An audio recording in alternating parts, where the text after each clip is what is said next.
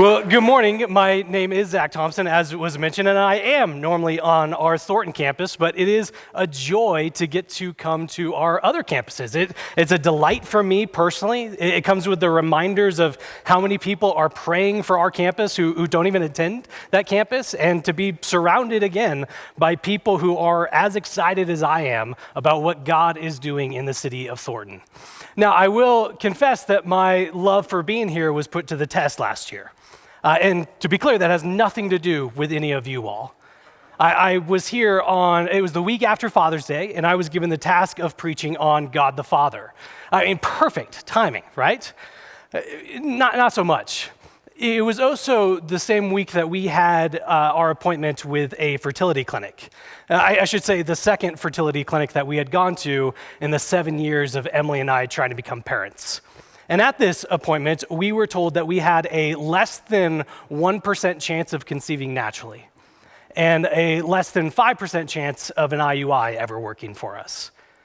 And so it was an awful time. And I was here, I was smiling at dads, talking about God the Father, all while repeating almost like a mantra in my head, yeah, but you'll never be one. It was not a very good time. Well, anyways, here's a picture of our son, Everett.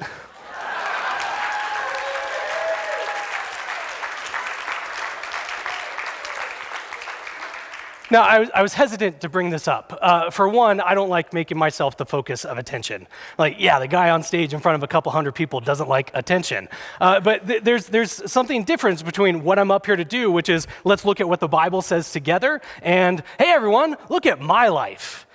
But I was hesitant as well because there's still plenty of people who don't have a picture to put up.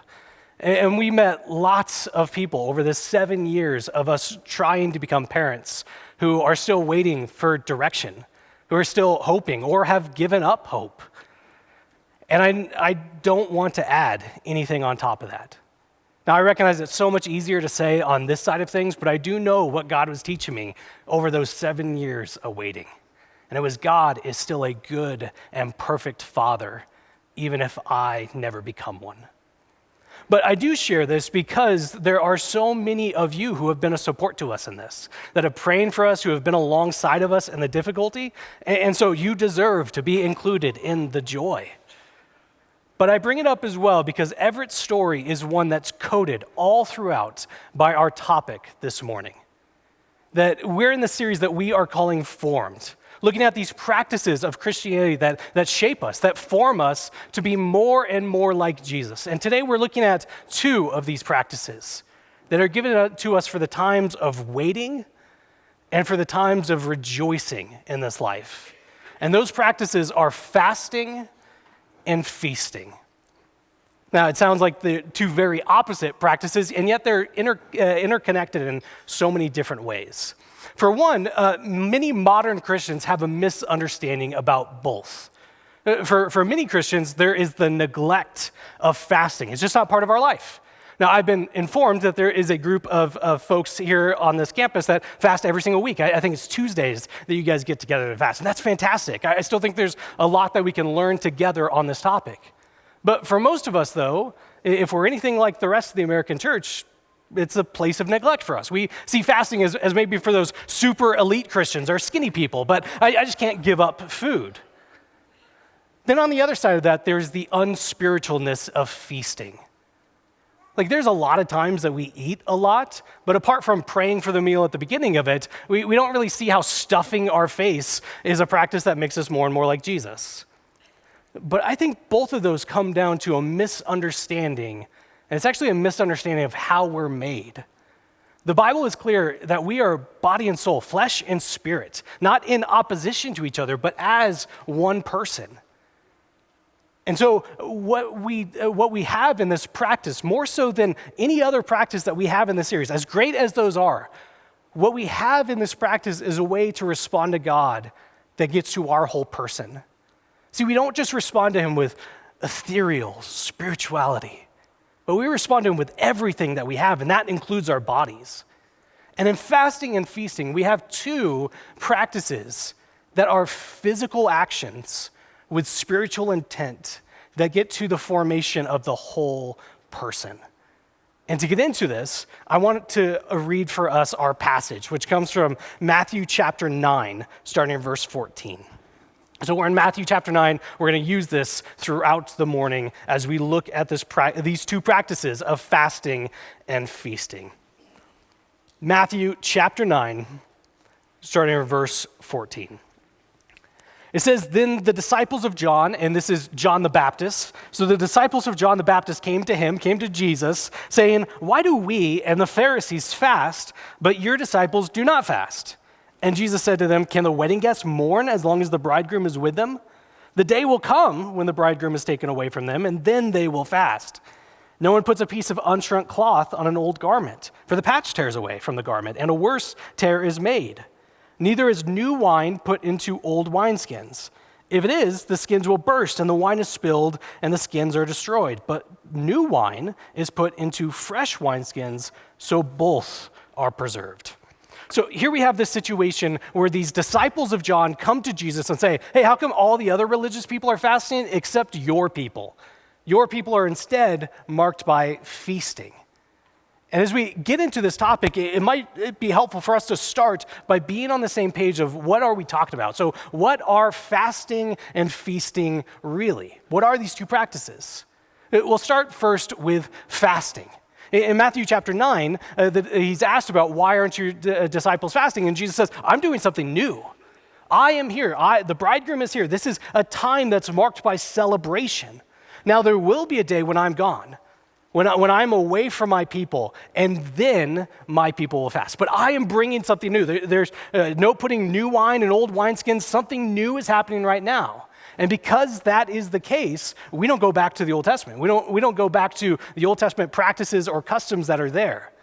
But Jesus says when he is gone, there will be a day that his people fast, just like God's people have always fasted. See, there are an insane amount of references to fasting all throughout the Bible. Essentially, it just is pick someone who's following God. There's probably a story of them fasting somewhere in there. And this is happening consistently. People had regular fasts that they would do during their week, once, sometimes twice a week. But they would also be fast for special occasions. It could be an event on the calendar or a special realization of the sin that's in their life that they're fasting in response to.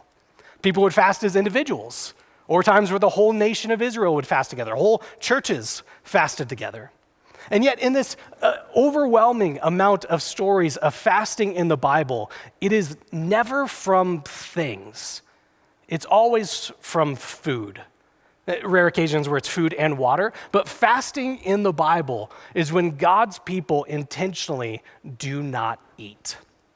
Now I know there's a trend to fast from something. And so often the language of it goes, "Hey, this thing has been taking a big part of my life, and so I'm going to put it on pause for a little bit so that I can more clearly respond to and follow God." Now, I'm so grateful that people can realize that and admit to it and take steps to address it, but it's not fasting. See, one of the reasons for that is whenever we have something that's taken a bigger place in our life than God is, that's just called sin. And we don't need a pause from sin or a break from it. We need to flee from sin. I mean, imagine doing this with someone who overindulges in alcohol. Like, hey, just take a month off of being drunk every night. Like maybe as a starting point, but the end goal is never a break or a pause. It's its removal. I mean, disagree with me on this point if you want. It's not a hill that I'm willing to die on, but I am willing to die on the hill of being pedantic about language. We fast from food. We abstain from other things. The word we're looking for is abstain. There's another trend as well in the modern church of fasting from something, not because it's sinful or wrong, but actually the opposite. It's something that brings us joy, that we can unsinfully delight in something, so we fast from it for God. Two issues here. One, again, that's abstain. But two, why? Like, why is it that we think that our joy and God's presence are mutually exclusive? Like, we can only relate to him if we're miserable. I just don't get it. No, fasting is when God's people intentionally do not eat. We give up what we need in our bodies because we recognize that we have a greater need, that we have a need for God that surpasses even what we physically require. And so we give up these things in a way that we feel it. We feel it in our whole body. Our body reminds us something's different. We're missing something in this. And we start to get hungry, and our stomach grumbles. We get grumpy in this time. But we give up what our bodies require in the acknowledgement that we have a greater requirement, which is God in our life. Now, fasting is something that shows up in just about every religion and just about every people group. And yet, biblical fasting is radically different. And that becomes clear when we look at what are people fasting for. I mean, take probably the most famous faster, Gandhi and his hunger strike. He was fasting, he was doing this to assert what he wants. And what he wanted was the fair and just treatment of people in his country. Or take the fastest growing group of fasters this day. People who do it intermittently as part of their diet. And why are they fasting? Well, to show off those sweet, sweet gains. Just to have these dramatic before and after pictures. It's them asserting, I want to lose weight, so I'm fasting. But biblical fasting is radically different. It is not about me asserting my way, me trying to get what I want, me trying to achieve anything. Fasting is a time that we remind ourselves of the greater need than we have, even of food, which is God's presence. And as we do so, it comes with the assurity that God is present with us always. We strip out what we need for life, especially in these times of difficulty, so that we can more clearly see God. When all else confuses or gets in the way or obscures our vision of God, we fast, we strip away what's required so that we can more clearly see Him. Now, when I first became a Christian, I thought fasting was a way to supercharge prayer. Like, I want God to do something, and so I prayed about it. But if I really want Him to take attention, if I really want Him to do what I want, I can add fasting to it. Look how serious I am, God. But fasting is not about me getting my way. It is about me being changed. Changed to see more clearly God is present. Changed to see more clearly that I need Him more than anything else, especially in these times of difficulty. Fasting, then, is a response. It's a response to just about every trace of brokenness in the Bible, to just about every trace of brokenness in our lives. It's a practice that forms us over time as it awakens our appetite for God, our need for Him more than anything else, especially as we experience the distaste of pain and suffering in this world. I mean, think of Jesus in Matthew chapter 9. He says, when He goes away, His people will fast. Because this place that we are in right now, it is a time that's full of hardship. It's full of brokenness and suffering. There's so much that tempts and traps us. So we fast as a way to focus in the midst of all that on our greatest need, which is God. And we respond to the difficulties of this world by fasting. There's an article on the Gospel Coalition that I thought captures this idea of fasting as a response so well. It speaks through these different categories as examples of what we might fast during, what we might fast in response to. The author wrote, so we fast because of our sin and the toll that it takes on others. We fast because as long as we're breathing, our sanctification is not yet complete. We fast because natural disasters ravage the world. We fast because people die of starvation and thirst, lacking the necessities of life. We fast when cancer tears through our bodies or those of our loved ones.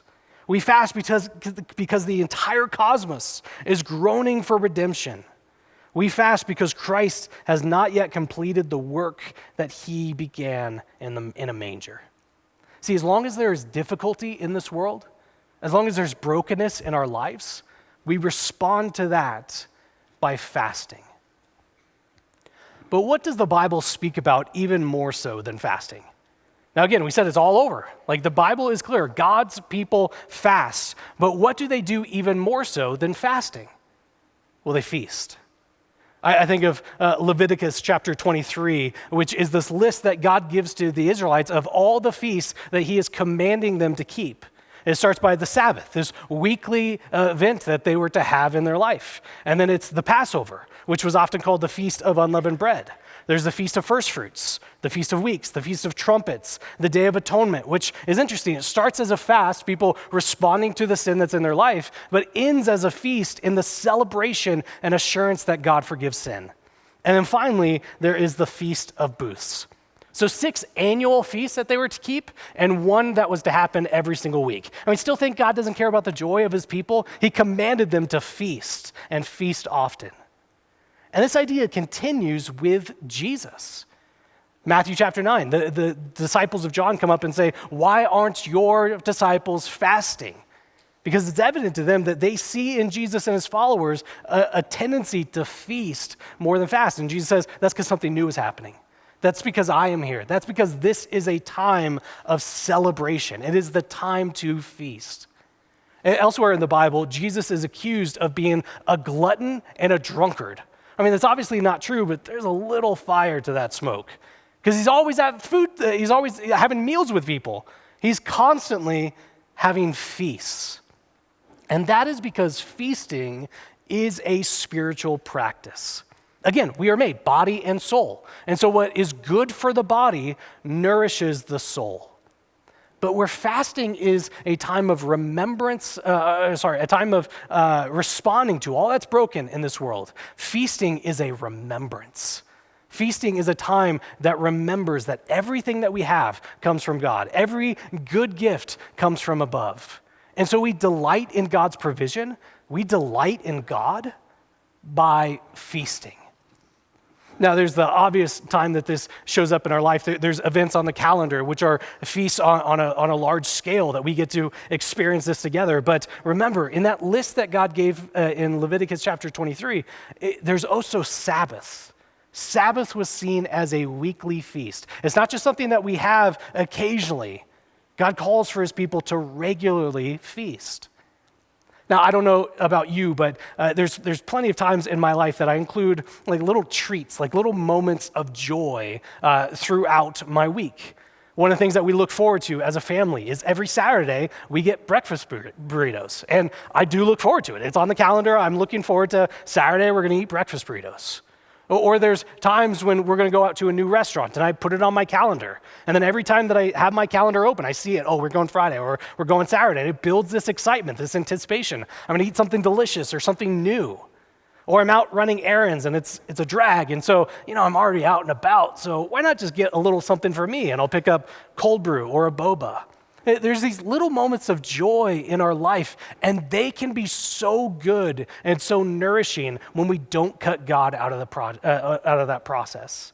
See, as we feast in what is abundant or excellent or both, we do so understanding that God has given us all, and we delight ourselves in God's provision to us.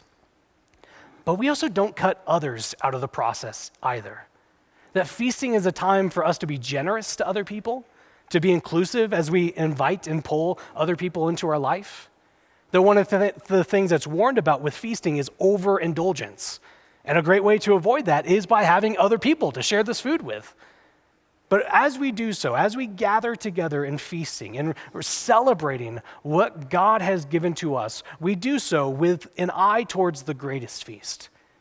That's not a coincidence that all of human history is culminated as we are joined together, finally seeing Jesus face to face at a feast. Feasting and fasting are intertwined. And not just because they're both about food, but they are kind of two sides of the same coin. They're the regular rhythm of what Christian life looks like in this time.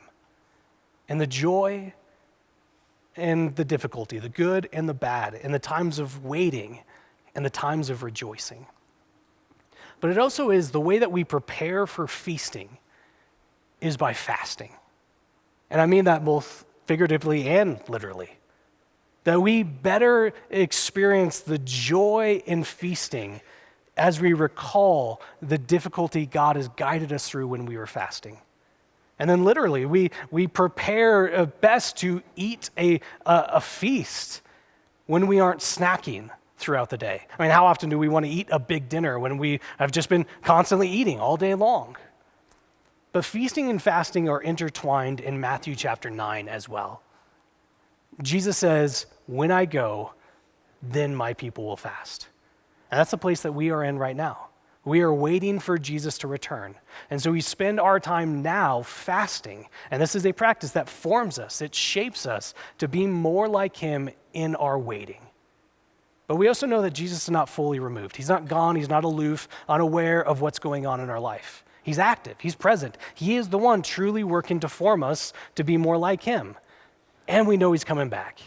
And he's coming back at a feast that is unrivaled by all else. So we prepare now by feasting, that we spend our time being shaped and formed by this practice of feasting as we celebrate that God has given us all that we have.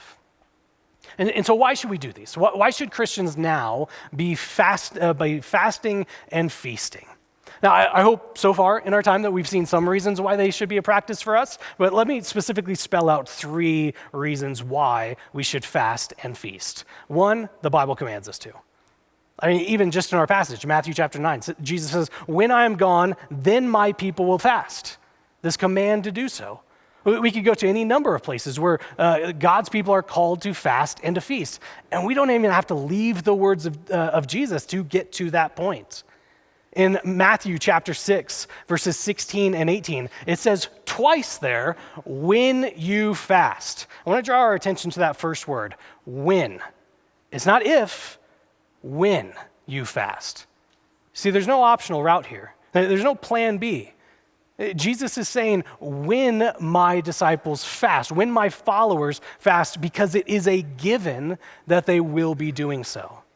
And the same thing is said in Luke chapter 14 about feasting. And I do mean literally the same thing is said about feasting in Luke chapter 14. It says here, when you give a dinner or a banquet, and then in the very next verse, when you give a feast. See, Jesus isn't giving instruction on what his followers might do. He's telling his followers what to do. And that includes fasting and feasting. Second reason why we do these things is because Jesus did.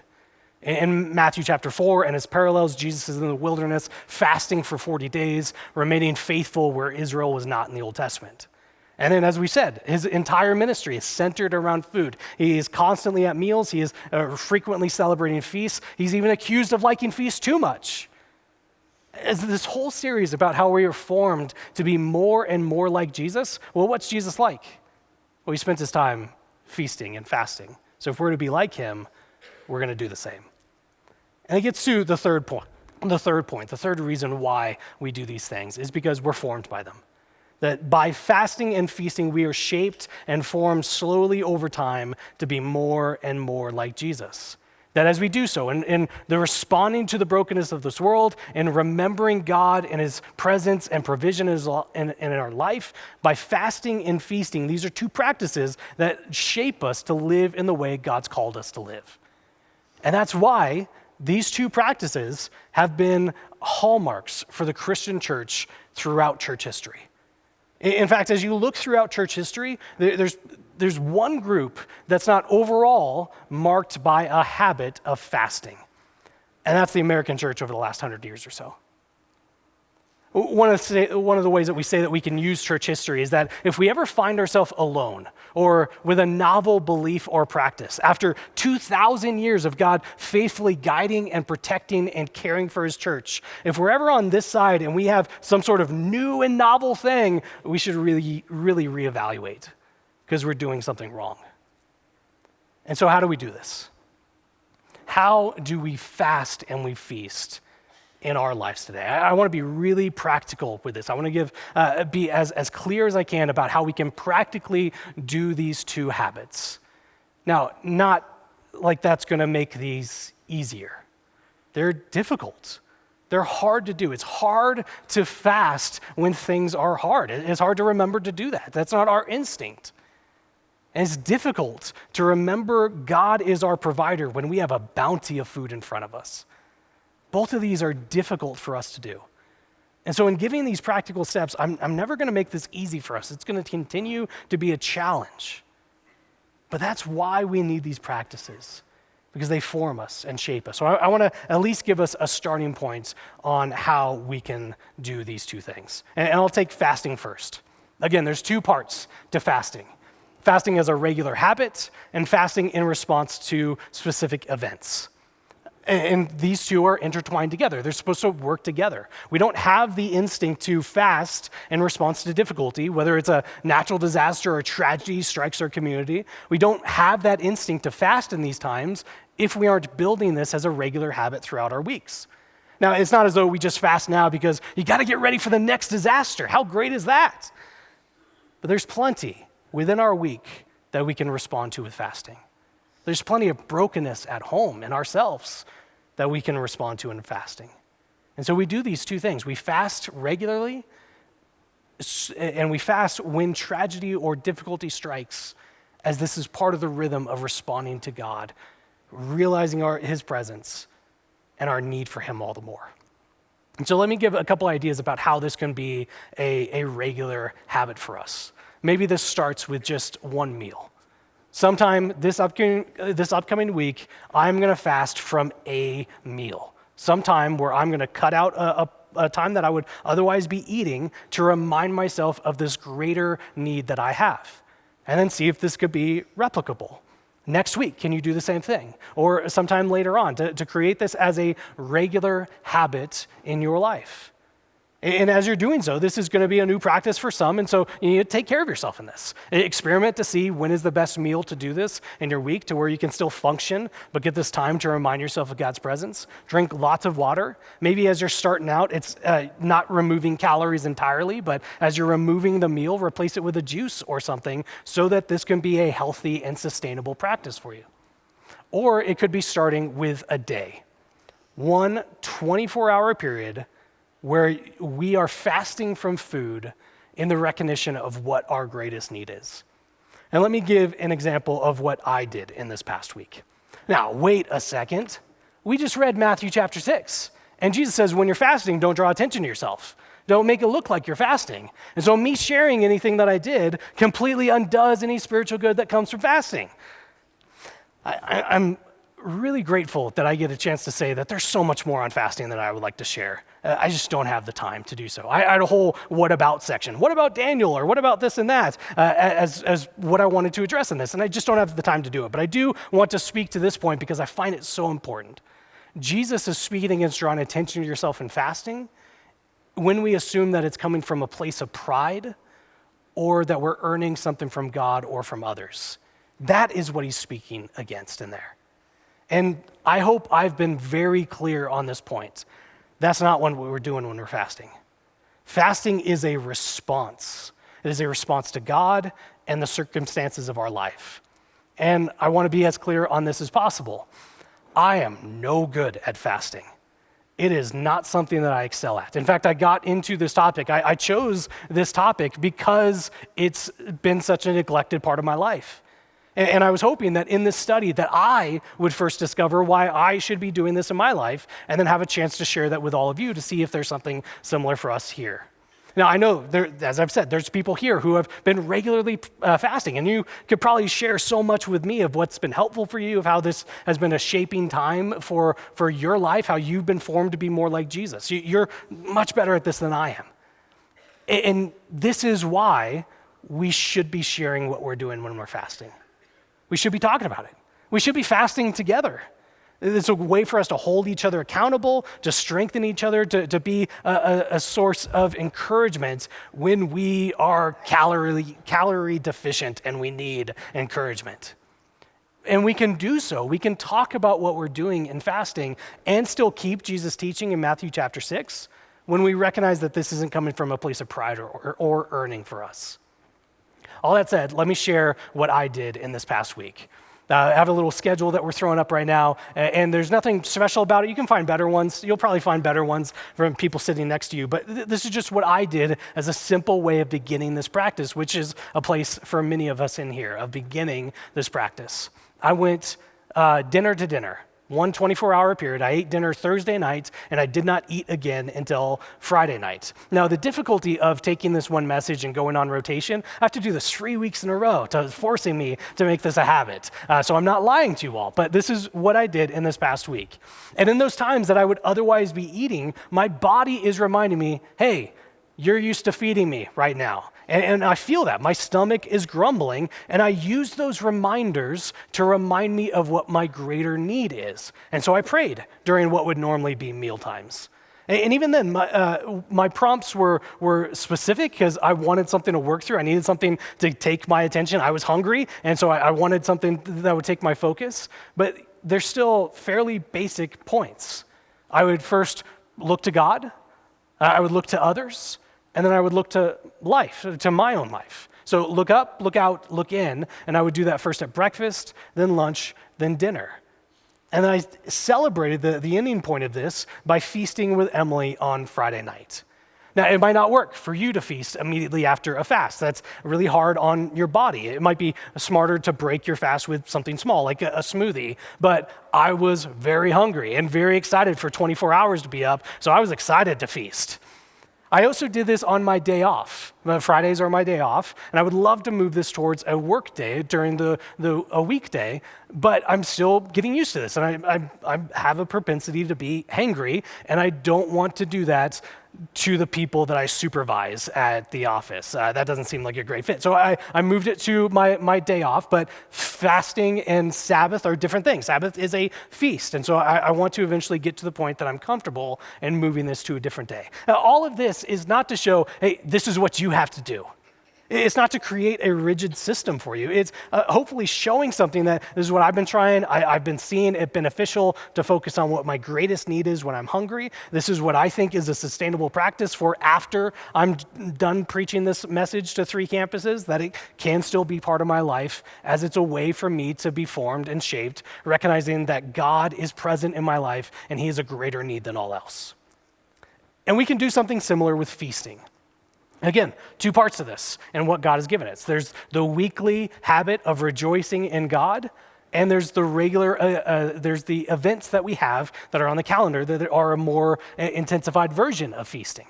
And so for that regular aspect, we as a family try to have something that delights us in our week. That this can be a time that we remember God is present with us, he's active in our life, he's doing good even when we don't always recognize it. So we have one thing at least that delights us in our week as a way to remind ourselves to feast in that God has given us all that we have. But there's also times on our calendar that we do this on a larger scale. Our life group, we get together and we do potlucks on occasion. And it's this understanding that we've gone through difficulty together, that we've had plenty that we have rejoiced over. And so we are people brought together by God in this group. And so we come together and everyone contributes to this meal. And we have it as a time for us to rejoice in what God has done. And God has done in our group and anticipation as to what he might do next. Every year, Emily and I try to have the best meal that we have all year on New Year's Eve. We save up for it and we feast on that night. And we look back on the year that was, and we look ahead to what God might do in the next. It's a time for us to see how has God provided and anticipation of him continuing to provide in our life as well.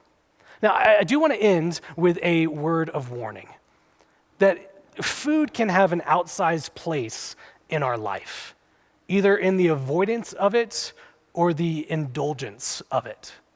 See, for some, food is acting as an idol. It's a primary place of comfort for us. And we find it hard to stop eating when things are hard. Or we find it hard to stop eating when things are good. And so we should be cautious when feasting. All the more reason to be gathered around by people who know us and care about us, to be a help in times that we are delighting ourselves into what God has given to us. On the other side, there are people who physically cannot fast. Be that to blood sugar levels or another medical need. Or for some, it's the reminder and the temptation to a time in our life or a struggle that we have to not fast from food for religious purposes, but for body image purposes. For other people, like Emily, I shared that she feasted with me on Friday, but she did not fast during the week because she's currently a food source for a tiny person. And so whatever it is, there are plenty of reasons why there are lifetime inability to fast or seasons of life where we cannot. And yet I still think that there is a way that we can get to the heart of what fasting is centered around meal times. That even when we cannot give up food, I think there is a way for us to participate in fasting when we wish that we could. And this could be a day in our week that we set aside. This is when I would be fasting otherwise. Or there's people in our lives that are fasting on this day and we're together with them. And I think it starts with directing our mind towards God at mealtimes, similar as if we were fasting. It starts with just a simple guided prayer of, God, I cannot give this up. Help me still to see that I'm more dependent on you than this food here.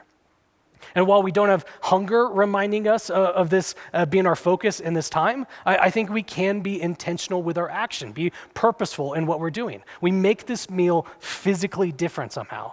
I'm not at my desk. My computer is off. My phone is away from me.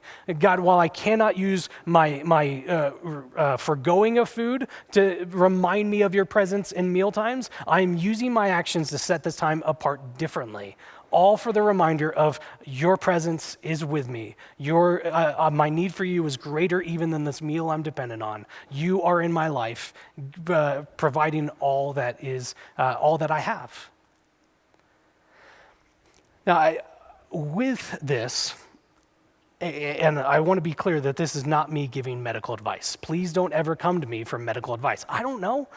But this is my encouragement, my prodding where it's medically appropriate. Let's not confuse something that's difficult as impossible. Fasting and feasting are hard to do. They don't always come instinctual to us, or when we are feasting, we just look at the food that's in front of us and we don't often see the provider that's behind us. But that's all the more why we need these two practices. Because it's in doing them that we are shaped, that we're formed. And being shaped hurts. It's hard. It's us being stretched and pulled in ways that are uncomfortable for us to look more and more like Jesus. It's difficult to do this. And we're reminded of that every time our stomach grumbles, and we miss it every meal that we take for granted. And these two practices are ways that are shaping for us, forming for us to become more and more like Jesus. Now, like the other practices that we are talking about in this series, things aren't going to change overnight for us. In fact, with fasting and feasting, it's probably going to be slower than the others. We can't often do it in seasons of life. We can't just do makeup work to look over the neglect of times that we've had this in our past. Too much feasting, that's called gluttony. Too much fasting, that's starvation, and there's bad results that come from that. And yet slowly, over time, as these practices become instinctual for us, they are ways that shape us and form us to be more like Jesus in the times of difficulty and the times of good. That they begin to help us to understand and have a clear picture on how we understand God, our bodies, what God is doing in this world, and the difficulty that we navigate within. Jesus said, "In this world you will have trouble, but take heart, I have overcome the world." And the way that we prepare for that first part, that trouble, and the way that we rejoice in that second part, that he has overcome, is as we spend our days now marked by fasting and feasting. Let me pray for us. Father, it is a joy to be here on the Boulder campus, to be surrounded by people who seek to know you and love you more, who have heard your teaching for many years now, or have been hearing your teaching recently on how you are guiding them, shaping them. In response to what you've done, to your saving, we want to live lives that are shaped and formed to look more and more like your Son. And we do this not to earn or to get anything from you, but in light of your all-sufficient work, we want to live lives in response to you. And these lives include fasting and feasting. You've given us the practice of fasting to respond to the difficulty and brokenness and sin in this world. And you've given us the gift of feasting to remember everything that we have from you as a gift. So as we spend our days now doing these two practices, let them be tools that are used, let them be tools that are habits for us to shape us to become more and more like your Son. So it's you and you alone that we pray.